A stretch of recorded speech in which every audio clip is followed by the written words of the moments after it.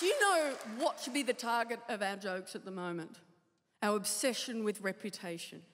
We're obsessed with it. We think reputation is more important than anything else, including humanity.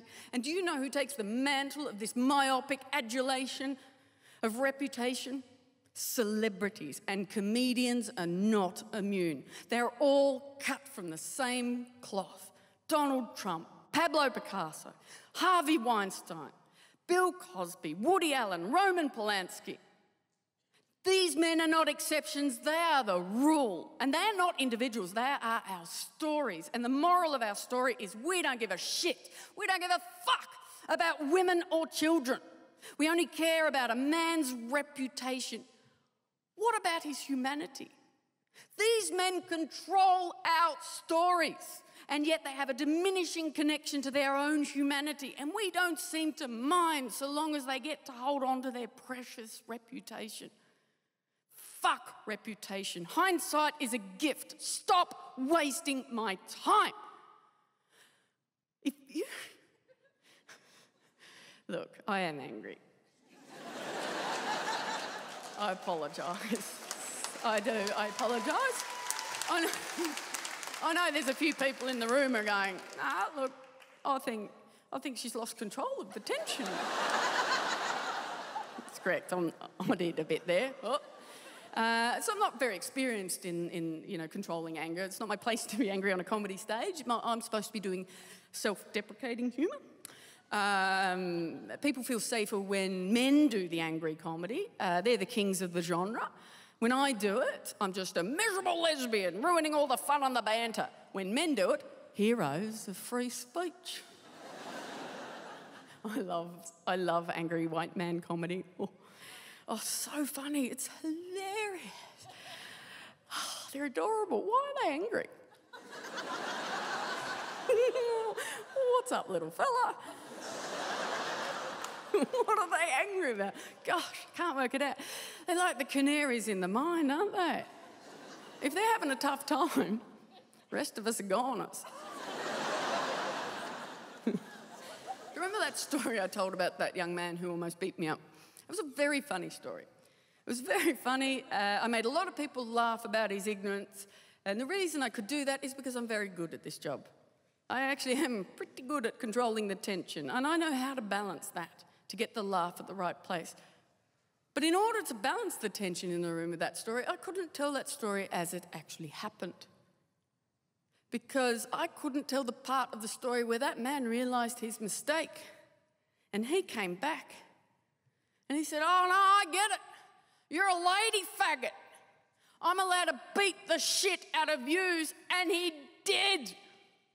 He beat the shit out of me and nobody stopped him. And I didn't report that to the police, and I did not take myself to hospital, and I should have. And you know why I didn't? It's because I thought that is all I was worth. And that is what happens when you soak one child in shame and give permission to another to hate. And that was not homophobia, pure and simple, people. That was gendered. If I'd have been feminine, that would not have happened. I am incorrectly female. I'm incorrect. And that is a punishable offence. And this tension, it's yours. I am not helping you anymore.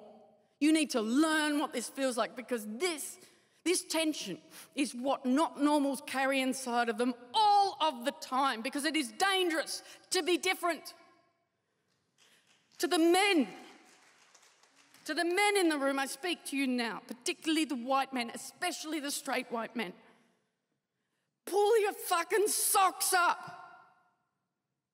How humiliating. Fashion advice from a lesbian. That is your last joke.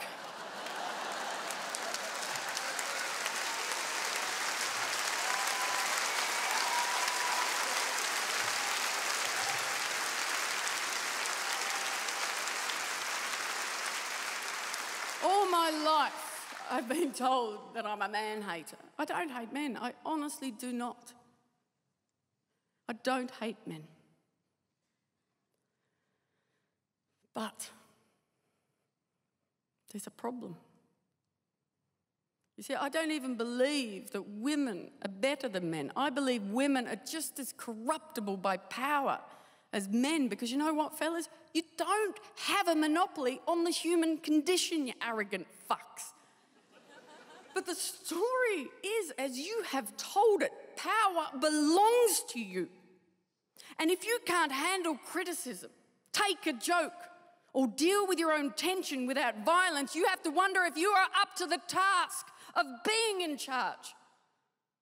I am not a man-hater, but I am afraid of men. If I'm the only woman in a room full of men, I am afraid. And if you think that's unusual, you're not speaking to the women in your life. I don't hate men, but I wonder how a man would feel if they'd have lived my life. Because it was a man who sexually abused me when I was a child. It was a man who beat the shit out of me when I was 17, my prime. And it was two men who raped me when I was barely in my 20s. Tell me, why is that okay? Why was it okay to pick me off the pack like that and do that to me? It would have been more humane to just take me out to the back paddock and put a bullet in my head if it is that much of a crime to be different.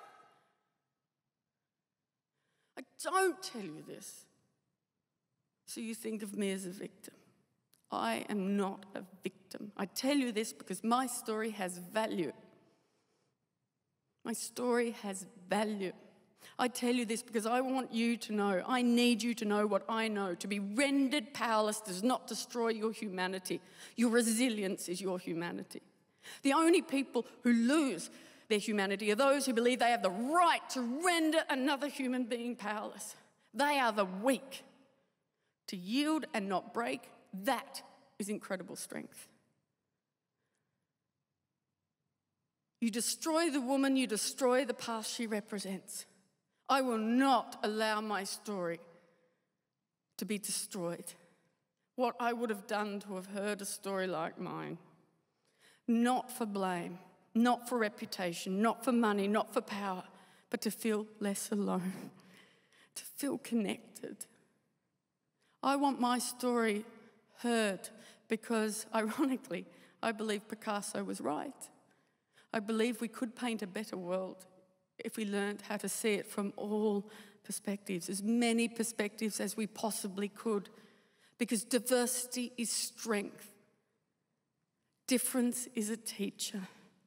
Fear difference, you learn nothing. Picasso's mistake was his arrogance. He assumed he could represent all of the perspectives. And our mistake was to invalidate the perspective of a 17-year-old girl because we believed her potential was never going to equal his. Hindsight is a gift. Can you stop wasting my time? A 17-year-old girl is just never, ever, ever in her prime. Ever. I am in my prime. Would you test your strength out on me?